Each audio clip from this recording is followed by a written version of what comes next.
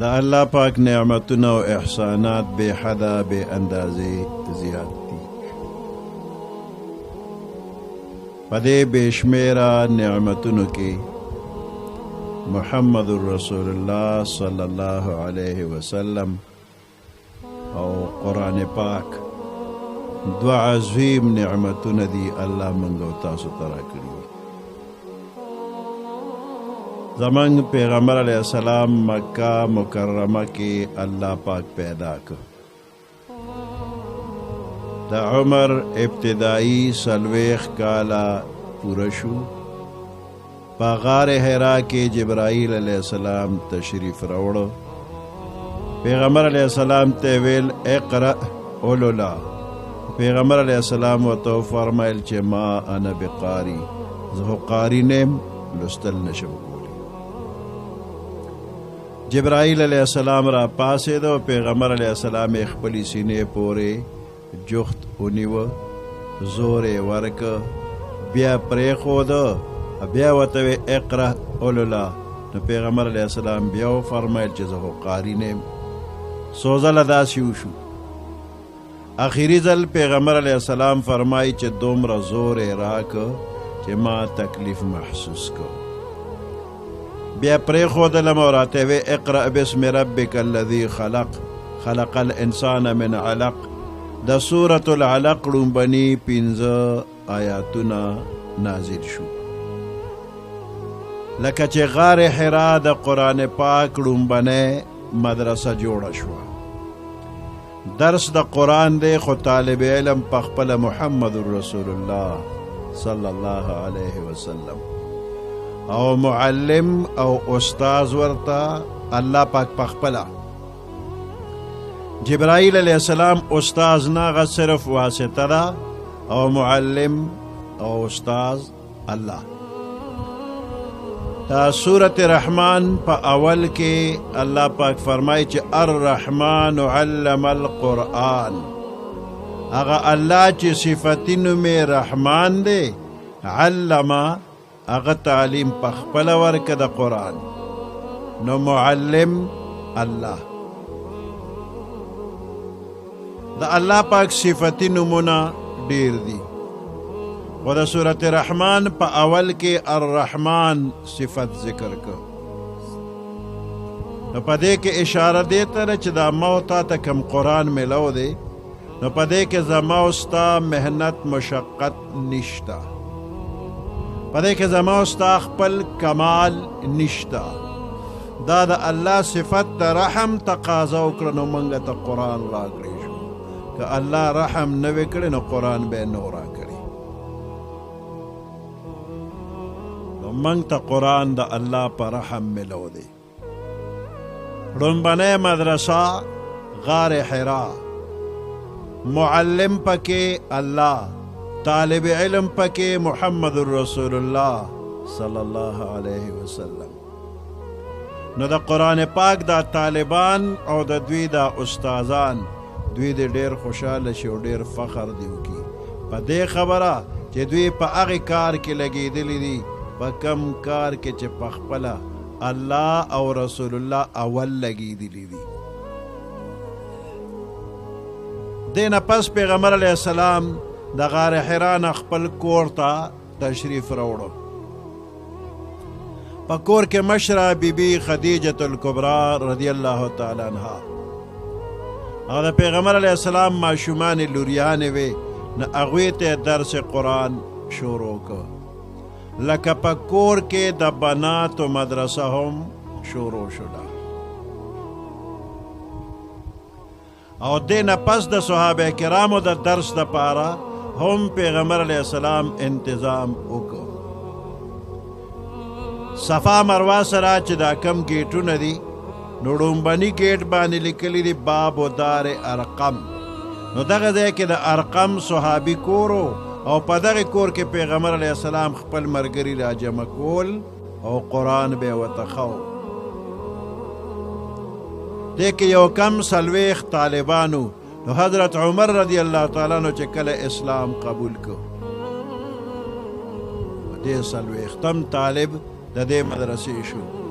نو دې نه پس پیغمبر علیه السلام د قرآن درس او د قرآن مدرسه زیاتول غواړي خو د مکې کافرانې مخې ته نه پرېږدي. نو د مینا په میدان د بهر دنیا نه حج لا راتلونکي خلکو ته پیغمبر علیه السلام ځان پیش کو چې داسې څوک شته چې ما ځان سره بوزي او زه ورته قرآن وښیمه ځکه چې د مکې خلک ما قرآن ښودلو ته نه پرېږدي. نو د مدینې منورې خوش قسمته خلک پخپله راغلل. پیغمبر علیه السلام ته درخواست وکړه چې مدینه منوره کې د قرآن مدرسه جوړول غواړو نو موږ له یو قاري او استاد راکا.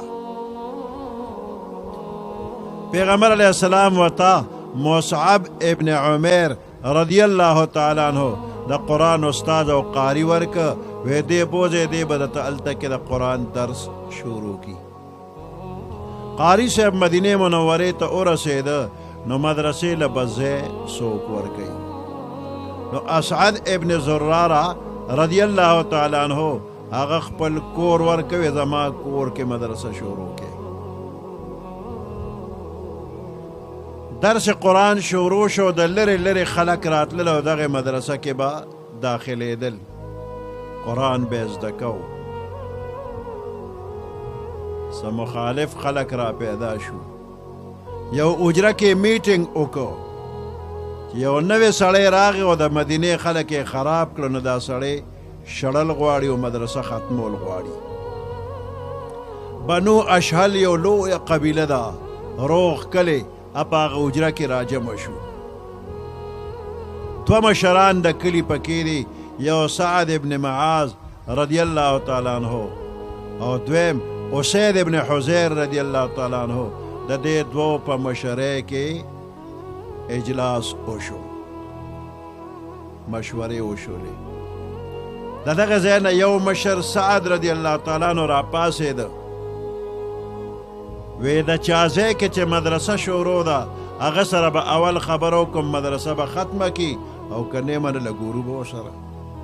نو سعد رضی الله تعالی عنہ راغی اسعد ابن زراره ته وایي چې مرګري ستا په دې ځای کې یو ناشنا سړی دی راوسته د مدینې ټول خلک دې بېدینه کړل ګمراه دې کړل خراب دې کړل دا سړی وشړه مدرسه ختمه کا او کني حالات ښه نه دي ټوله ذمواري ستا په سر ده. هغه ته زما د دې ناشنا میلمه خبرې په خپله واوره که ښې خبرې کولې نو وي به او که خرابې خبرې کولې نو ته یو ځل وې چې وشړه زه خو به یې 20 ځله وشړم او ته یې ډېره ښکلې ده انصاف خبره دې وکړه زه چې ځو نو مدرسې ته لاړو. سعد رضی الله تعالی عنہ لږ ساعت کېناسته مصعب ابن عمیر په ښکلي انداز کې درس قرآن کو د سعد زړه داسې نرم که لارې پکې جوړې شوې په خپله ورغې وی قاري صاحب ستاسو دی دین کې خلک څنګه شاملیږي هغه ته ځان پاک صاف کا مخې ته مې کېنه اوس به دې داخل کما. جوړ د زر زر ځان تیار کو د قاري صاحب مخ کې کېناسته نو قاري صاحب ورته ووایه دا کلمه چې لا اله الا الله محمد رسول الله. کلمه پې وویله وی ما خپل دین کې هم داخل کړو د خپله مدرسه کې هم داخل کړی. سعد رضی الله تعالی عنہ ته چې زما یو بل ملګری دی که اجازت یې هغه سره خبره وکړمه وی آو. نو د دغې مدرسې نه سعد رضی الله تعالی عنہ لاړه او اجره کې چې خلک راجمع دي نو هغې کې یو صاحب اسید ابن حزیر مشر دی هغې په اشاره راپاسو ځان له اړخ ته که ورته ما خو د هغې ناشنا سړي خبرې واورېدې نو ته را سره لاړ شه ته به هم واورې نو بیا به په شریکه یو فیصله وکړو. اسید ابن حزیر رضی الله تعالی عنہ چې مدرسې ته لاړه او قرآن یې واورېده د هغه زړه هم نرم شو هغه هم کلمه وویله دین کې هم داخل شو مدرسه کې هم داخل شو. دوه نوې طالبان تیار شو. اوس دا دواړه طالبان قاري صاحب ته وایي چې زمونږ په حجره کې ملګري ناست دي که اجازت یې هغوی سره خبره وکړو وی بالکل وکړئ.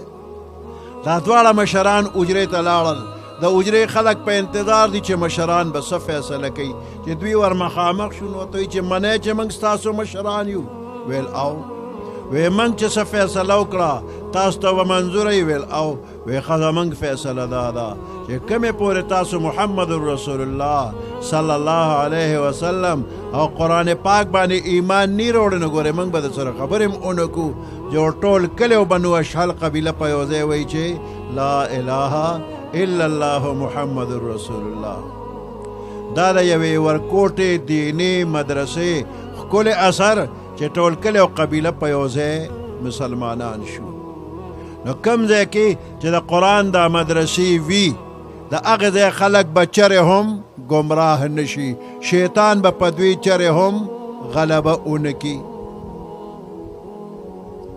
دې نه پس پیغمبر علیه السلام مدینه منورې ته پخپله هجرت چې وکړ نو اول مسجد نبوي جوړ کړ او مسجد نبوي سره خوا کې یو ډبه او دونکاچه جوړه کړله او هغه ډبه او دونکاچه هغې ته به وې صفه او په دغه ډبه او دونکاچه به د پیغمبر علیه السلام ملګري را جمع کېدل صحابه کرام قرآن به یې زده کو دې ته به وې اصحاب صفه دا تقریبا 400 طالبان د پیغمبر علیه السلام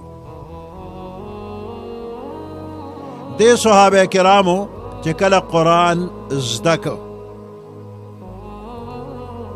نو پیغمبر علیه السلام ورته حکم وکړ بلغوا عني ولو آیه زما د طرف نه ورسوئ تاسو اگر که یو آیات وي یعنی که چا لږ قرآن زده کړی دی نو هم یې بل ته وښیئ او که چا ډېر قرآن زده کړی دی نو هم بل ته یې وښیئ نو صحابه کرامو خپله ذمواري پوره کړې ده او موږ پورې قرآن را رسولی دی دغه ځای کې د پیغمبر علیه السلام داسې مختصر غوندې حکومت هم جوړ شو او د حکومت جوړېدو نه پس پیغمبر علیه السلام د دنیا بادشاهانو ته خطونه ولیږل د اسلام دعوت یې ورکړه او بعضې علاقو ته پیغمبر علیه السلام جرګه ولیږله وفد او جرګه هم ولیږله د پښتنو ته پیغمبر علیه السلام جرګه را لیږلې ده 8 صحابه کرام پیغمبر علیه السلام پښتنو ته را لیږلي او د دغې جرګې مشر دی خالد ابن عبدالله رضی الله تعالی عنه پښتانه دغه وخت کې کم ځای کې نو افغانستان کې کوه سلیمان یو ځای دی او دا پښتانه په دغه ځای کې وو خو نوم یې پښتون نه و دې ته چا پښتون دغه وخت کې نه وی پښتانه په اصل کې د یعقوب علیه السلام د 2 زامنو اولاد دی او د مصر نه افغانستان ته راغلي دي په مصر کې بخت نصر یو ظالم بادشاه او په بني اسرائیلو باندې ظلمونه شروع کړل زلمی قتل کړل ماشومان او بوډاګان هغه غلامان کړل او په آخر کې د بني اسرائیلو د زنانو د بېعزتۍ اراده وکړله نو بني اسرائیل تنګ شو چې دا ظالم زمونږ د زنانو بېعزتي کوي نو د سره جنگ کول غواړي خو موږ یوازې جنگ نشو کولی نو د مصر خلکو وی چې په افغانستان کې زمونږ عزیزان تربوران شته دی هغوی به ځان سره یو ځای کو په شریکه به ورسره جنګ وکړو نو د مصر بني اسرائیل افغانستان ته رالل او د خپلو عزیزانو ته وجړل چې بخت نصر راځي او په موږ باندې ظلم کوي او موږ په دې نه جاړو چې زموږ زلمي قتل شو په دې نه جاړو چې زموږ بوډاګان او ماشومان غلامان شو جاړو په دې چې بخت نصر زموږ د زنانو بېعزتي کول غواړي چې د افغانستان د بني اسرائیلو دا خبره واورېدله نو دوی آه و فغان وکړه وی جړل او چغې کړل نو د هغې آهو فغان نه رستو د دوی نوم شو افغان نوم